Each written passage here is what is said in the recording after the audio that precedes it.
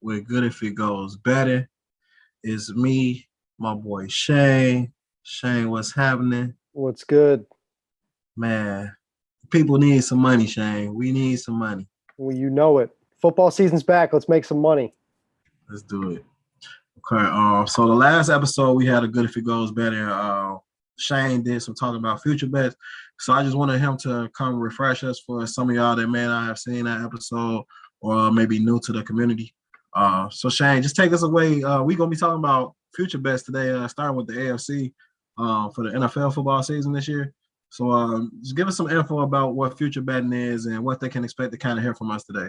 Yeah. So basically, a future bet is it's as simple as in the NFL. Let's breaking it down this way. You can bet a team to win the division. You can bet a team to win the Super Bowl when you're betting a team's regular season total wins over or under. Those are all futures, as opposed to like just betting a Monday Night Football game. That's just a regular game bet. A future is anything that takes place in the future. It's really that simple. So, for like tonight, we're going to break down each division in the AFC, and we're also going to give some regular season win total bets. So those are all labeled under futures.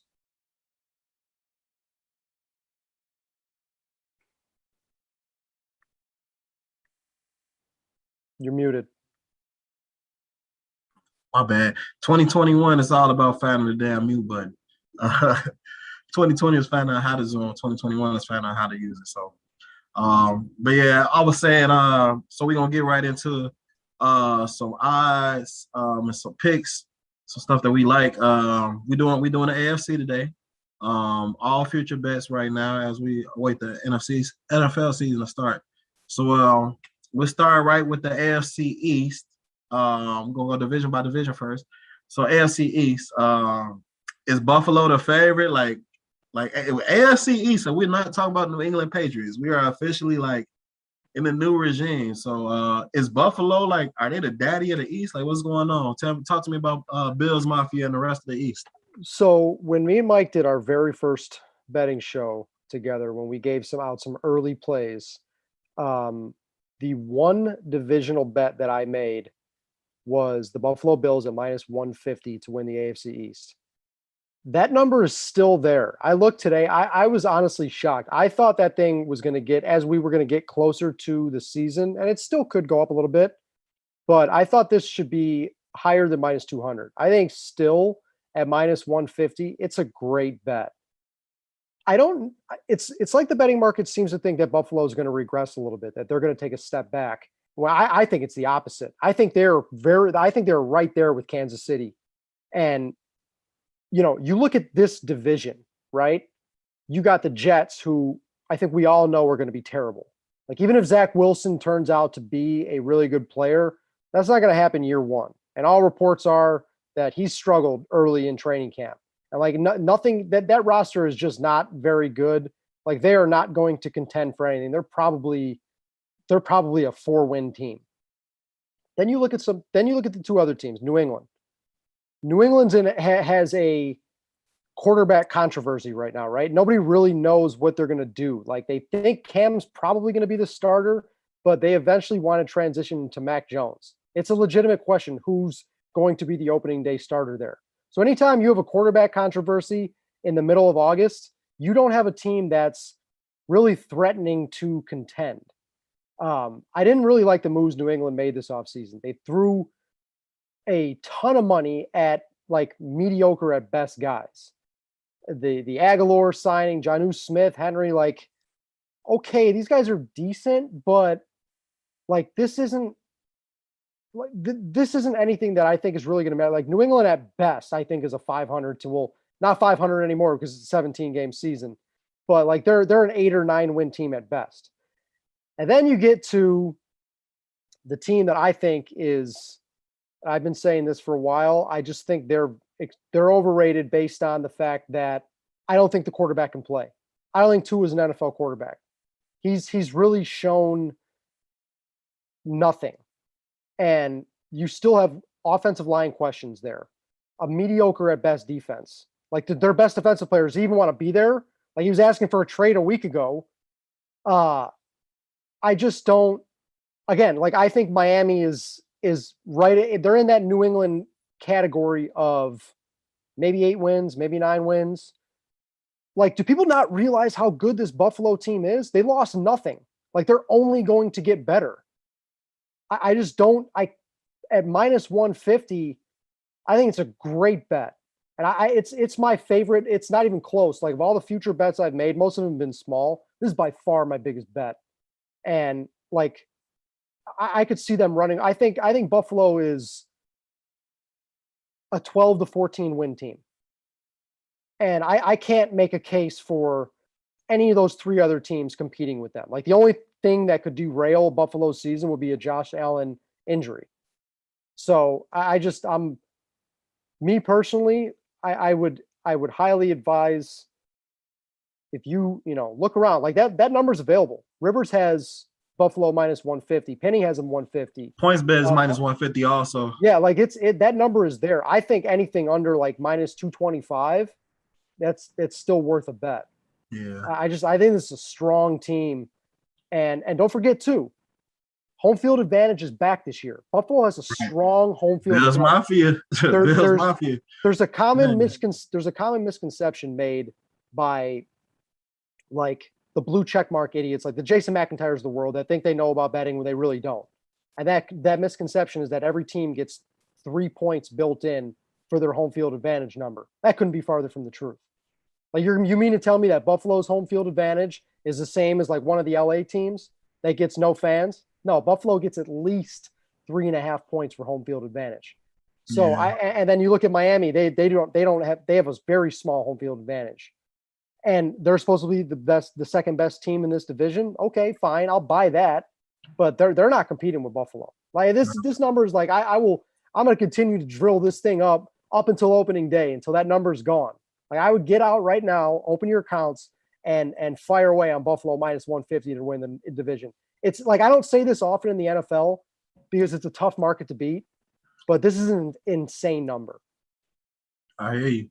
Well, I hadn't invested nothing into any division winners just yet. The time is definitely coming, but you got me wanting to throw some cash. I see a lot of value in that number. Man, that's really good value. And this isn't the kind of bet that I really make that often, and B go big on. It's I'm not never one to tie up a lot of money in the futures because then you're having what's called a hold. And what a hold is they're holding your money, right? So like when you go to the sports book on Sunday morning with your buddies, right? And you want to bet the game, well, in 3 hours, if you win, you're going to cash your money. When you bet, if I go put my money on Rivers, well, they got to hold that money for the next 18 weeks. So that's what's considered a hold. Like they have the advantage over you when they're holding your money. So like I don't like to, as a rule, really tie up too much money in these kind of bets. I think they're more kind of for fun, but like very rarely like this kind of number will come out where I'm getting heavily involved, and now's the time. We all heard it here. Good place to put your money at. I agree 100%. So we'll move on to the AFC North. So is this a 2-team race? Do the Steelers have a chance? Bengals, we talked earlier on the Good If It Goes pod that we've been hearing some rumblings that Joe Burrow isn't having as great or as stellar of a preseason and training camp as we thought. I'll run off some numbers, Shane, and then you tell me what you think. In front of me, I have points bet. Ravens plus 120 to win the North. Browns plus 140. Pittsburgh Steelers plus 460. And Bengals are plus 2,000. Yeah, man, this is a tough one. Like this is a good division. Like even like the worst team in the division, the Bengals, they still have a really good up and coming quarterback with that all of a sudden has a really good receiving core, right? You got the rookie Jamar Chase, you got T. Higgins, and you got Tyler Boyd. That's a really good receiving core right there. Like I know defensively they're just not there, and like I don't think they're not going to compete to win the division. But I don't think they're going to be some pushover. Like I think they can play you for tough. Same here. like as weird as it sounds, like I think they're probably one of the better, worst teams in the division. Bad teams, Right? yeah. Yeah. Like I get what you're saying. they're kind of like they're the victim of being in a really good division. Historically good division too. Yeah, like this is tough. Like I don't have any bet here. I don't, as far as the betting line goes, I just can't really find any value. Especially like what I said about the hold. I don't want to tie my money up on a plus 120 or a plus 140 type bet. It's tough, man. Like I think just looking at it, like if you made me pick this division right now, I think Cleveland's the most complete team. Like I think Lamar Jackson's the best quarterback in the division. I think everybody will agree on that. But I think like the most complete team from top to bottom is Cleveland. Like they're balanced all over, well coached. They run the ball with a two-headed monster. Good receiving core too, and they get Odell back. Like Odell isn't what he was, but he can still contribute. Just we need to see that guy stay healthy. Defensively they're solid. I like if you're asking me to pick, I would go with Cleveland to win the division. Okay. What are you thinking? Like, are you thinking there's any bet there? Like, what about the Steelers? Like the Steelers are over 4-1. I mean, I'm not with the Steelers just because quarterback.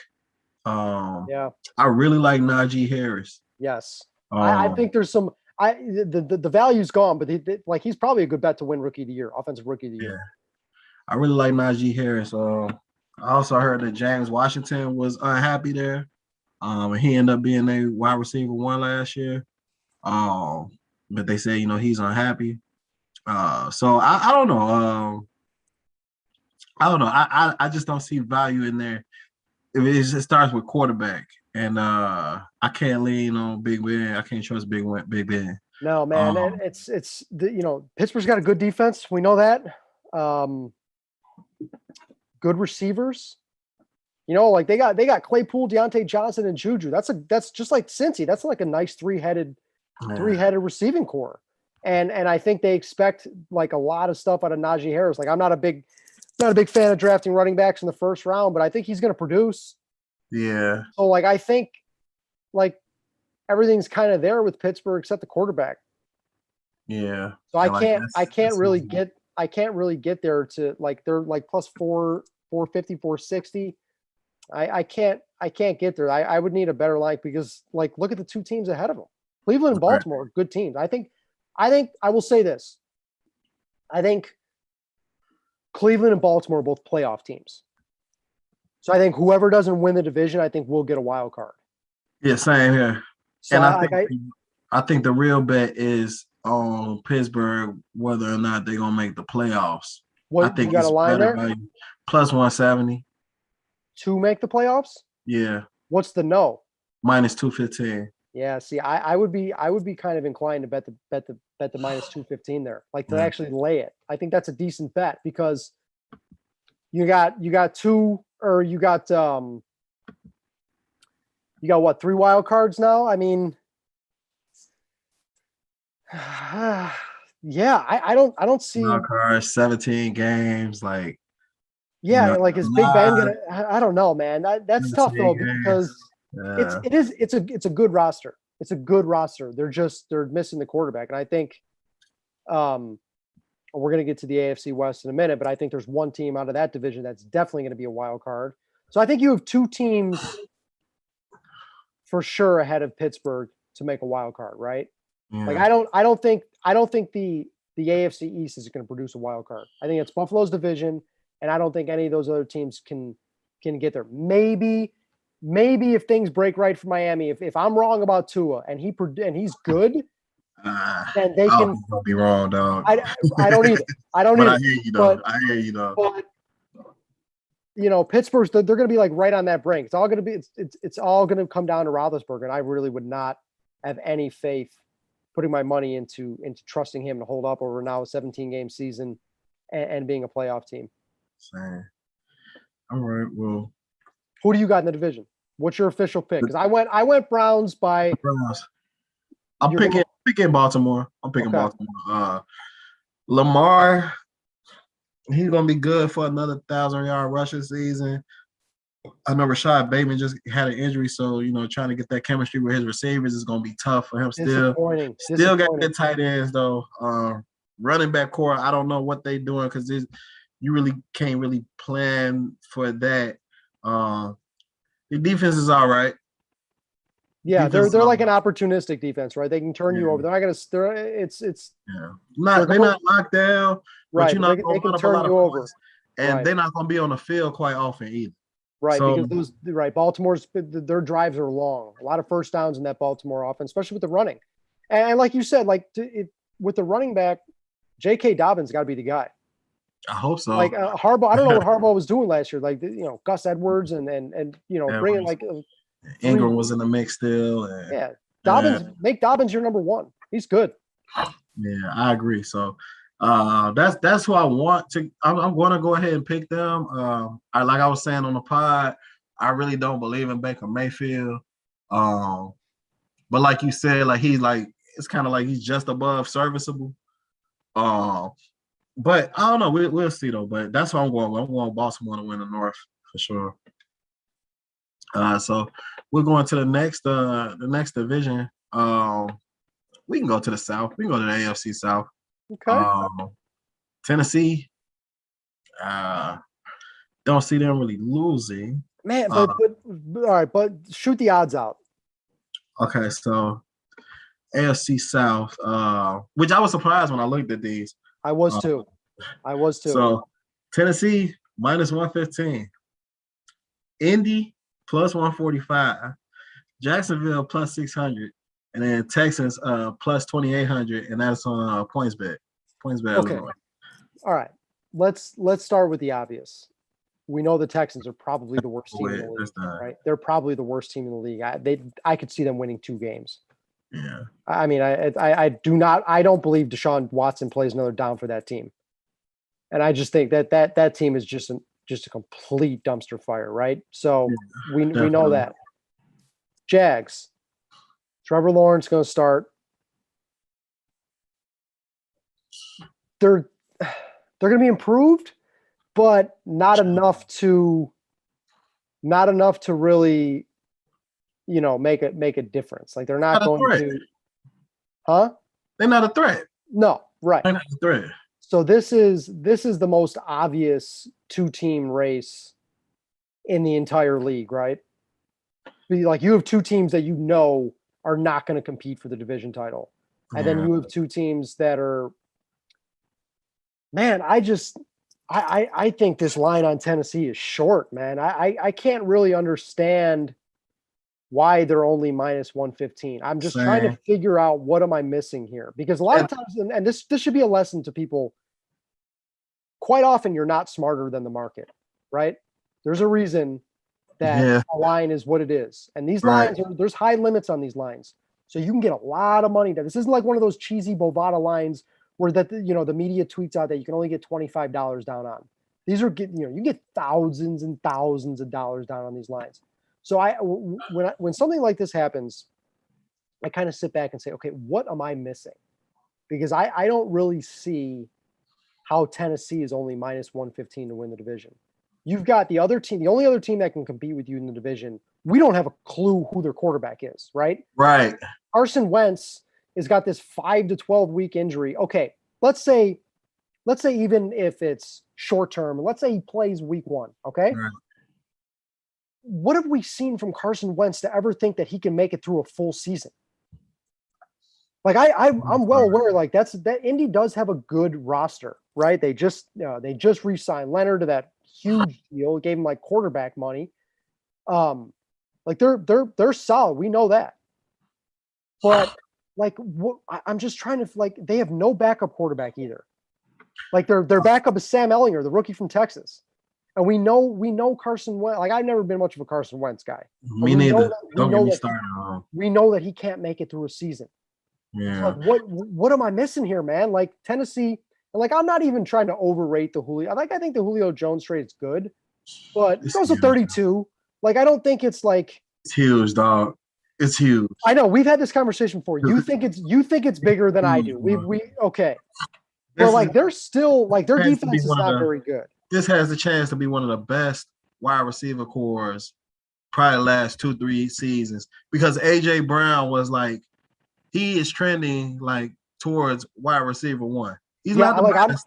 I'm not even sure that like I think AJ Brown right now, and you guys might hot take me on this. He might be be a little bit better. he's probably better than Julio right now. I'm with you. I'm with you on that. That dude is He's ridiculous. outstanding. Like everything that they thought Corey Davis was gonna be, AJ Brown was that, and then some. Like he's sick. He's sick. And now you got Julio on the other end. Like it's sick. So I'm right here with you with the Colts. The Colts first 5 games, I see 4 L's.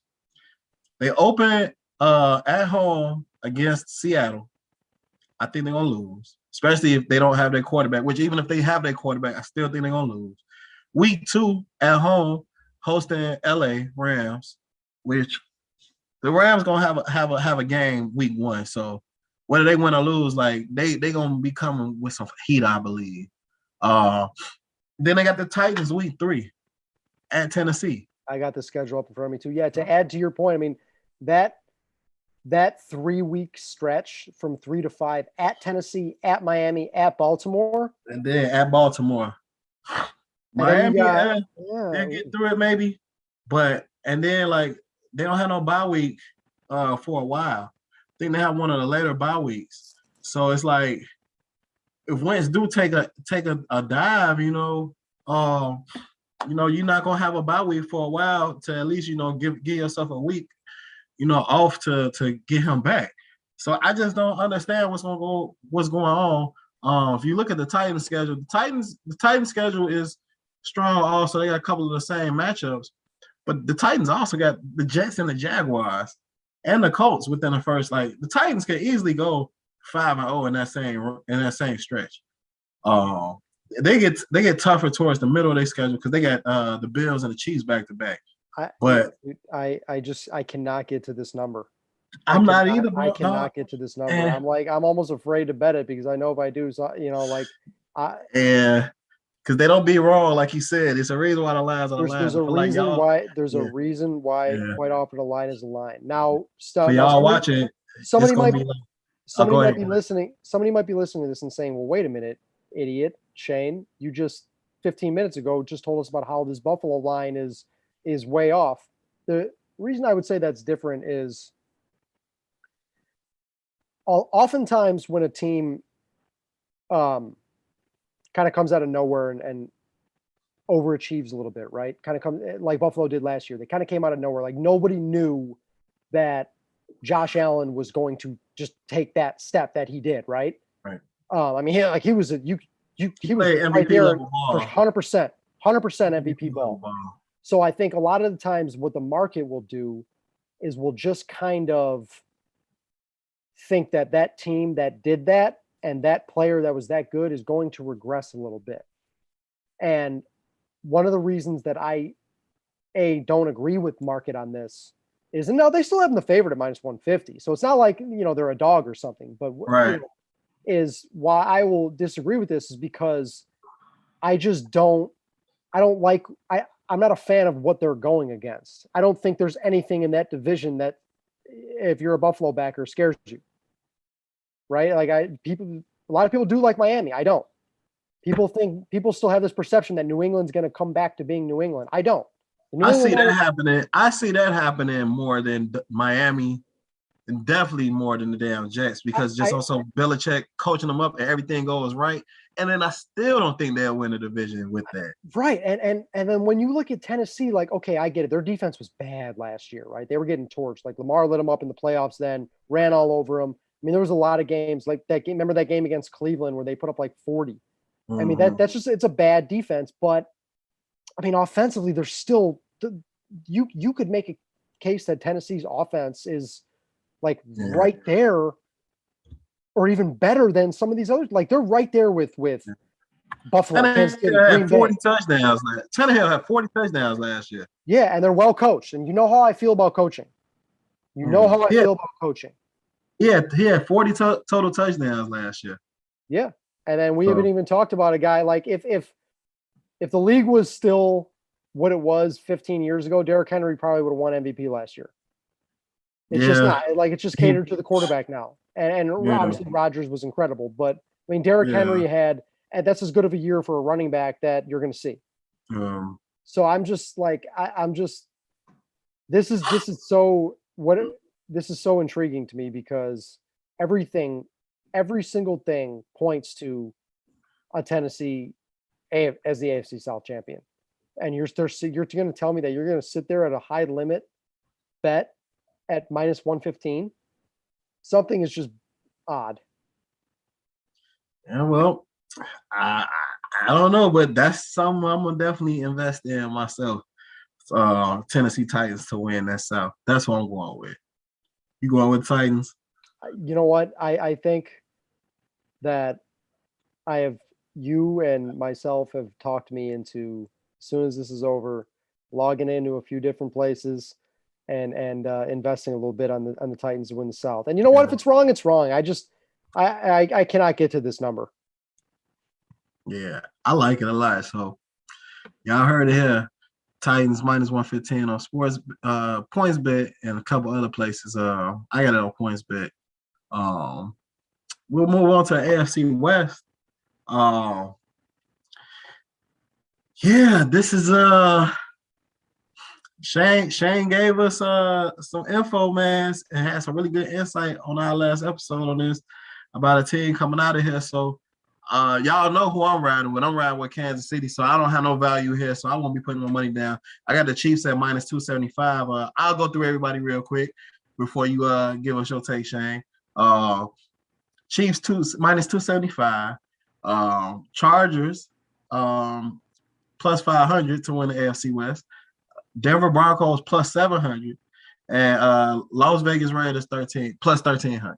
Shane, take it away. Well, anybody that listened to our first show when I gave out 3 different plays, all on Chargers overs, knows how high I am on this team. That being said, I'd still need a little more than 5-1 to essentially fade the Chiefs. For all the reasons that I've said for why I like the Chargers so much. First of all, Justin Herbert, who I could not possibly been more wrong about when he was coming out of college. I just thought like this guy is just wasn't it, right? I just thought that I thought there was much more bust potential than there was potential for him to be, an above average NFL quarterback. Yeah. He showed it last year, man. And he's only going to get better. Yeah, he's the real deal. He's the real deal. He's got everything. He's got the arm. He can move. He's smart. Yeah. Very smart. I like what he's got around him too. Like there's some weapons on that team. I mean, Keenan Allen's one of the most slept on receivers in the league. He's got to stay healthy. He's got to stay healthy. Absolutely. That's the thing about Keenan Allen. Stay on the field. When he stays on the field, he's one of the best in the league. And then one thing I've talked about on repeat, and this is the difference that a good coach makes from a bad coach in the NFL is bigger than any sport. It's bigger than any sport. Mike, me and you have talked about this for 10 years. Anthony Lynn seemed like a nice man, seemed like a good guy. I think players liked him. He was legitimately one of the worst coaches I've ever seen. The decisions that he was making, in-game decisions were just god awful. So when you boot him and, bring in somebody else, that's just old school addition by subtraction, right? Yeah, for sure. So they get a bump right there as it is. And Steven with him, like how many close games did they play last year that they lost? So like then you have to look at the positive regression thing. Anytime a team is either, winning a bunch of close games or losing a bunch of close games, you kind of got to think that the next year that's going to even itself out a little bit. So you would think that there would be like positive regression for the Chargers. And they made improvements to the offensive line. They signed Corey Linsley away from Green Bay. I thought that was a great move.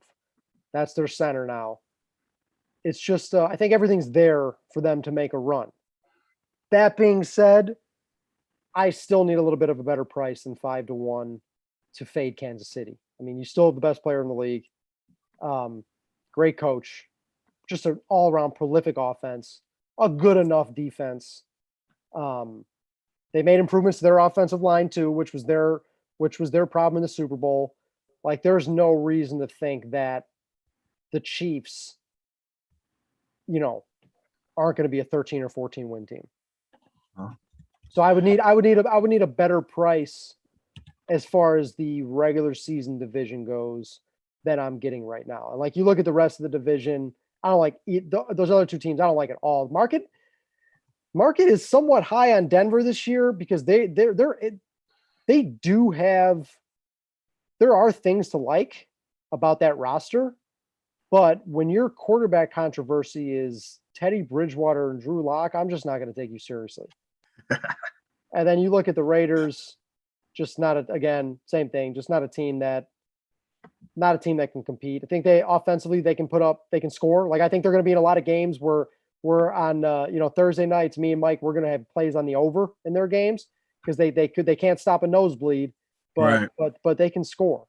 They got Darren Waller, who's one of the best weapons in the league. Henry Ruggs, they got the good run game, and Carr's like a good garbage time quarterback, right? When you're down 17, he's going to go get you down the field in 3 plays and score a touchdown.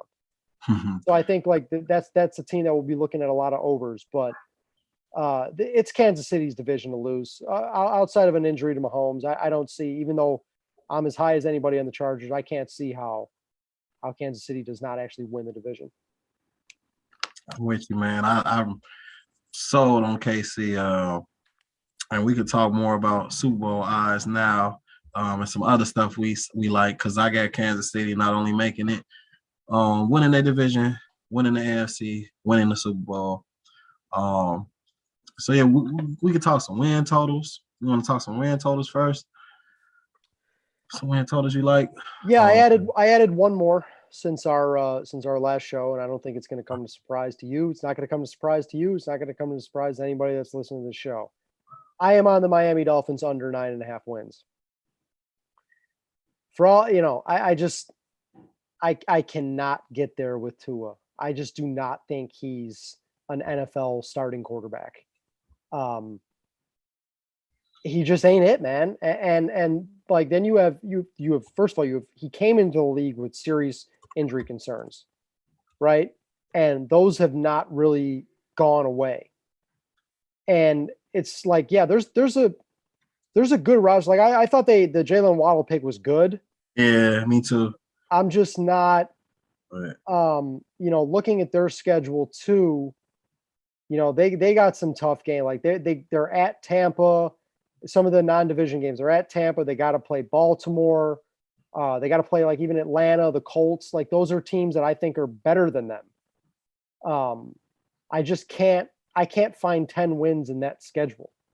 And the market has them over New England. I'm with you. Like, I would give the slight edge to New England in that race for second. Like, for example, the Patriots are 2.5 point favorites over the Dolphins in week 1. So if you look at that as, let's just use the generic 3 for New England's home field advantage, that's probably fair. So what the market is saying, then, this is a good lesson for anybody that maybe is just kind of, starting at this. If you give New England automatically 3 points baking into a line for being the home team, and then you make them a 2.5 point favorite over Miami, which is the current case, what you're saying is that Miami is a 0.5 point better than New England on a neutral field. Right. I don't agree with that. I do not agree with that. So yeah. So for somebody that might not have really understood what that was, if you went out to any neutral field, right, like somewhere where they play the Super Bowl, and you played Miami and New England with no home field, the Dolphins would be 0.5 point favorite. Yeah. I can't get there. I cannot get to that. So I'll be kind of depending on what happens with the New England quarterback situation. When we start giving some picks for week 1, it's New England is on my and anything under 3. New England's on my radar. Okay. What's the number? So you said it's under 9 wins? 9.5. 9.5. Okay, yeah, that's Yes. like it too. And I'm with you on that. What's the price on that? Minus 110. Wow. Yeah. Okay. The So market, I'll tell you, the market as a whole likes Miami more than me. That's for damn sure. So PointsBet has it under for under 9.5 minus 135. Okay. So definitely got some better places to shop for that at. Shop around, guys. Shop around. Always shop around. Yeah, definitely always shop around. That's a lesson I learned, both good and bad. Because at least hell, if I do lose, I had a chance to win more money. So definitely got to shop around. I love PointsBet because it's right up the street when I am back home. But hell, I don't got to pick that money up. Let me win a little bit more, and they can send that shit to me a couple days later, whatever. So a win total that I like. So we got Bengals on PointsBet. Under 6.5 is what I'm rolling with. PointsBet has a minus 125. I haven't bet it yet. I am going to bet it, so I'm gonna shop around a little bit just to see if I can get a better number. So But you're looking under. You were saying. Yeah, I don't see the Bengals winning 7 games. I don't see them winning 7 games.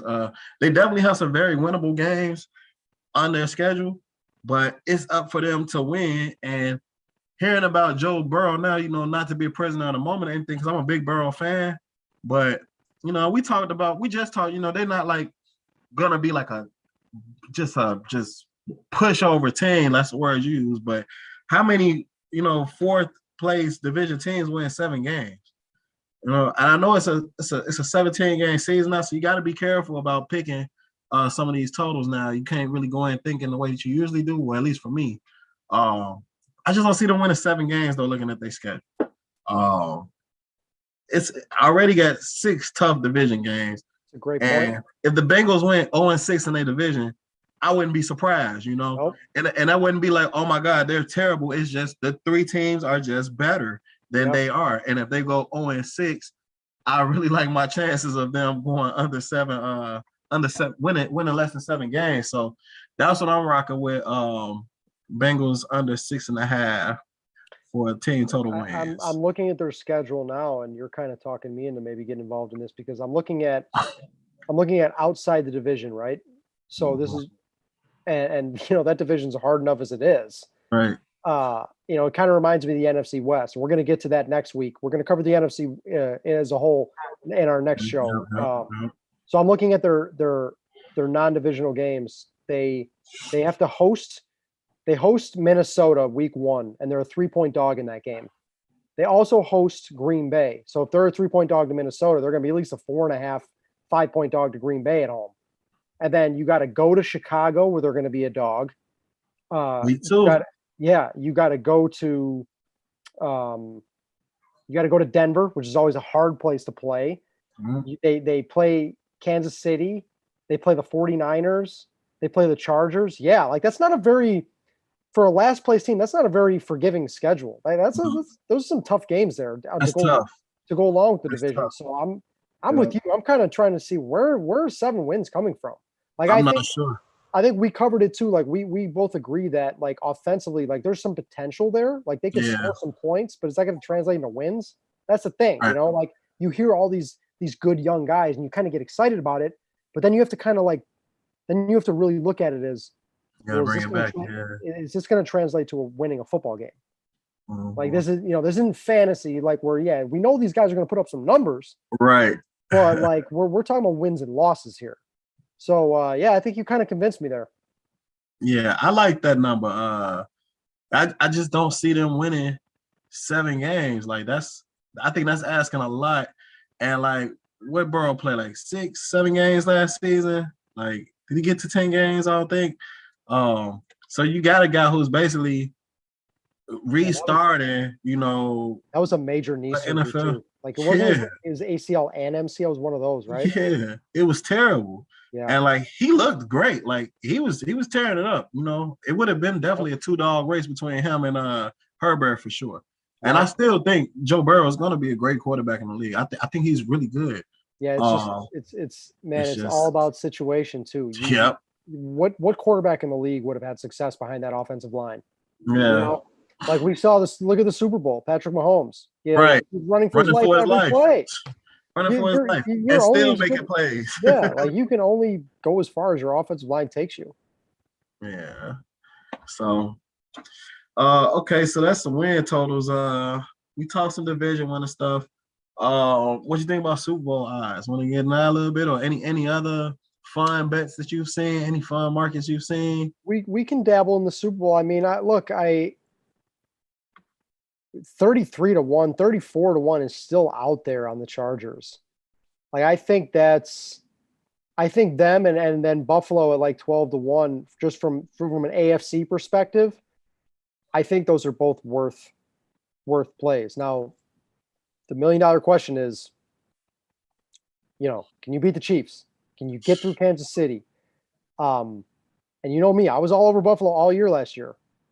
And remember, like Buffalo had a successful season, right? It was one of those things. It was almost like you know what it kind of reminded me of? It reminded me of like those Rockets teams that were so good, but the only thing they couldn't do was get past Steph Curry's Golden State team. You know what I mean? And like, is that, can you really knock them for that? Like Buffalo that's a very good team. Just the only knock on them last year was they couldn't go to Kansas City and beat Pat. right. That was it. And who really could, Right. So yeah, that's tough.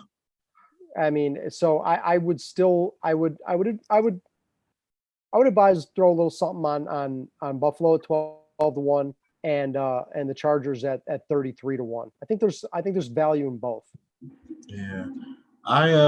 So I'm still going with the Chiefs. Plus 500 for the most part. I can't bet against that, man.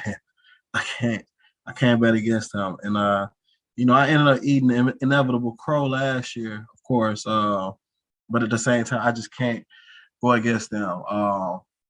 They're the favorite. To me, they have the best player in the NFL on their team. I think they have the best system in the NFL. Andy Reid proved, he is a great coach, in my opinion. Last year in the Super Bowl, it came down, like you said, offensive line problems. And the guys over in Tampa Bay, especially on the defense, they did a hell of a job. And they deserve a lot of credit getting that defense ready for that game. And it's one game, man. It's one game. I think do I think Tampa Bay, if you play 10 times, the Tampa Bay maybe take 5, maybe even 6, probably. But I can't bet against Kansas City. Another team, though, that I do kind of see value in is Tennessee. Because Derrick Henry is going to be there again. PointsBet has them at plus 2,500 to win it all. I'm looking at teams in front of them. Cleveland is plus 1,400 to win it all. Tennessee is plus 2,500. I just don't know how. Like I don't see Buffalo. Okay, Buffalo. I love Buffalo too. Plus 1,200. I think that's good because Buffalo to me is like that next team. Like to me, it's them. If there was no Patrick Mahomes, I'd be like, damn, am I gonna live in a world where Buffalo Bills like really contend for a title? And they are contenders, but I think Tennessee is slept on. I see a lot of value in that. I love your Chargers pick because I like Herbert. Herbert, my boy. So I love the Chargers. Especially at that number, man. We're talking 33-1. That's a real long shot. And plus, like if you have a 33-1 team, right? And you get them in the playoffs. The goal is just to get them in the playoffs. You can find a way to make money. Right. You can hedge that out and make some money. Sure. Like there's always ways to get creative like that, And again, like who knows? What if Patrick Mahomes gets hurt? Like I think like taking flyers on some of these dogs, like you just said, like Tennessee 25-1. Why not? Why not? I'm not. And because it can happen. It's NFL, Yeah, and then we talk about this all the time. 1-game scenarios. Like this isn't a best of 7 series in the NBA, where more often than not the better team's going to win.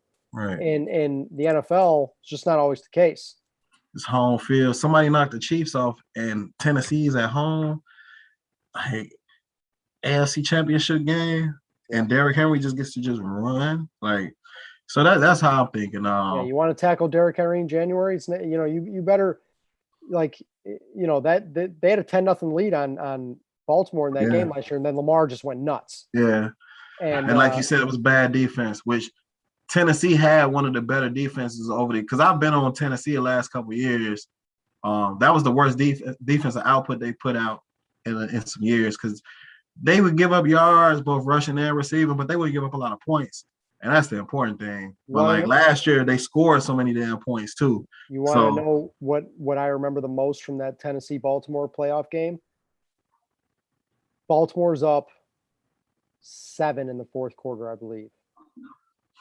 Tennessee's got the ball 4th and 2 on the Baltimore 40, and they won it. And they punted. With Derrick Henry on the sideline. They punted the ball and went in the end zone. Lamar picked up like 25 on the next play. That's just like, like you said, that one decision, that one coaching decision. Yeah. Send your ass home. And what does Andy Reid do on 4th and 1 from any point in the field in the playoffs? He went forward with the backup. Remember when Mahomes got hurt?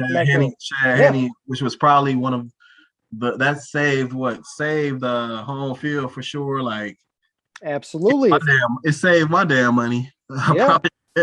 If Cleveland wins that game, but then Buffalo probably is going to the Super Bowl.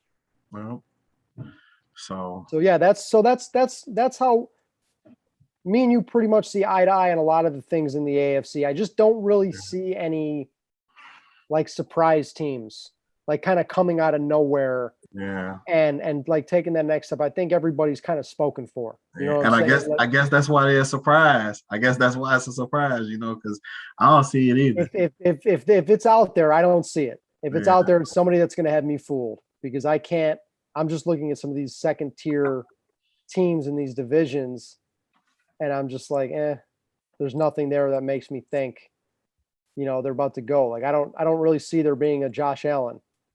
Right, same here.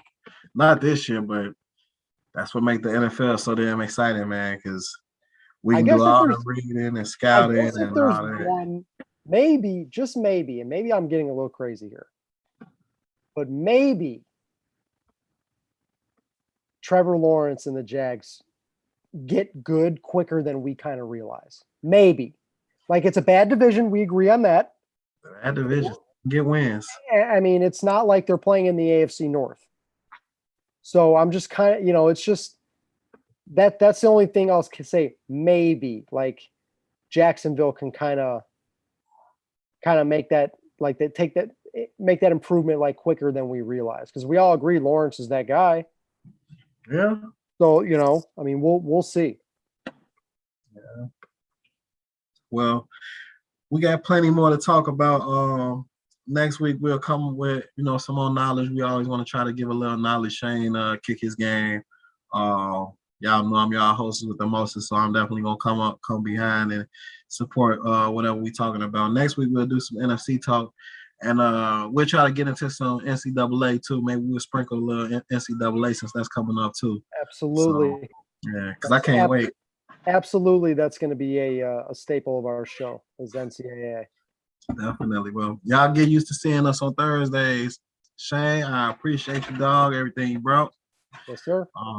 Peace out, y'all. Good if it goes, betting world.